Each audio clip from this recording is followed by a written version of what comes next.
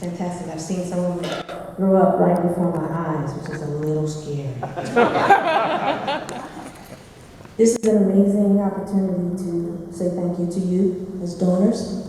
And for those of you who are kind of new to our family, welcome to the fold. I'm glad you're here. This is what we do. We try to do something that's going to improve the world one kid at a time.